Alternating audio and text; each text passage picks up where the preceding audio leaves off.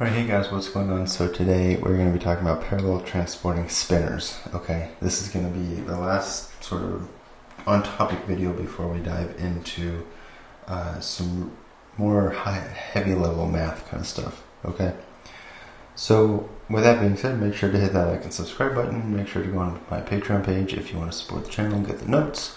And also make sure to become a member if you want to get member-only content, member-exclusive content. For these videos in quantum gravity, you notice I have a free version. This is the version, it's a truncated version of the same videos that I'm posting, but it's for all of you guys to watch. If you want to watch the whole thing, you can become a member and watch all of the videos and see them early as well. So, without further ado, let's get straight into talking about parallel transporting spinors.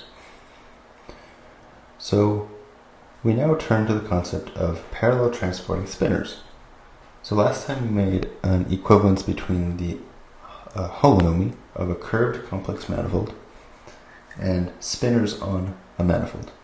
And the connection we made was that parallel spinors on a manifold, right? So you have spinors on some manifold. There's a link between those spinors on the manifold and the holonomy group of the manifold. Okay, depending on the group, tells you something about how we transport spinors. Okay,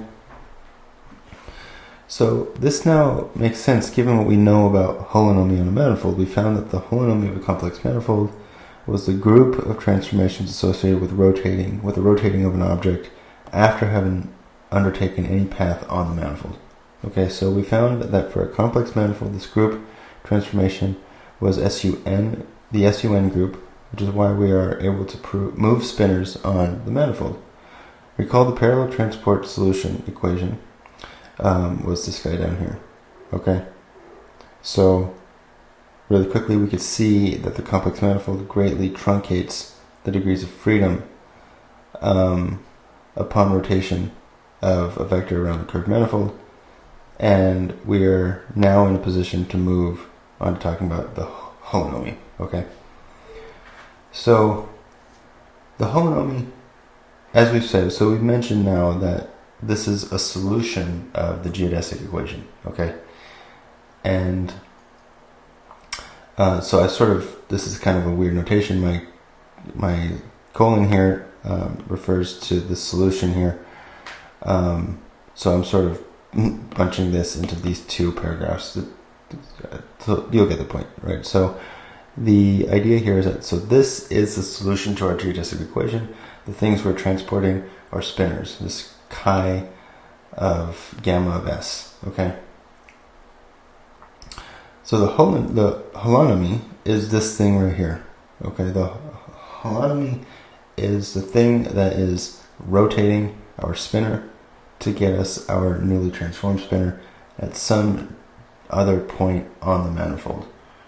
Okay, so S refers to a point on the manifold, gamma refers to the curve on the manifold, and it's a function of S, and then chi refers to the spinor, it's a function of the path, right? So let's actually write this down. So this is point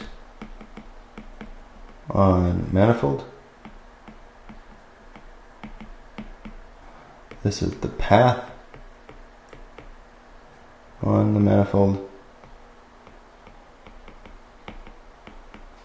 and then this is the spinor. Okay. The connection on this manifold we proposed transformed in this way. Right. A newly transformed spinor depends on the transformation and the path taken on the manifold. So here we're defining another spinor. And we're saying that the spinor, depends on the path, right? So the path is the holonomy. Holonomy depends. So here's the path. So the holonomy of the path gamma, right? So that this is our path, and then this is our transformation. So we can, so this is how we are defining our spinor. Okay, because as we said, our spinor is a function. Our spinor can be represented as the holonomy group. Okay, so and then we can, when we transform the holonomy group, we get a new spinor. Okay, a newly transformed spinor. So we can calculate the derivative of the spinor as a function of the parameterization of the path on the complex manifold. Okay, so let's do some heavy lifting math here.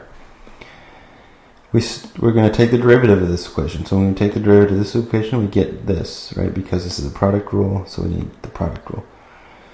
So this here is going to, we can flesh this thing out as being a function of the coordinates, and then the coordinates being a function of a point on the manifold. And this here is a gamma of S, right? This, because gamma is the change. We could think of this as position. Hey guys, what's going on? If you're interested in this video and want to learn more about loop quantum gravity, string theory, and so forth, what you can do is you can become a member of this channel and you can gain access to all the videos that become uploaded on this topic and future topics as well. Again, thank you so much for your support and thank you so much for watching.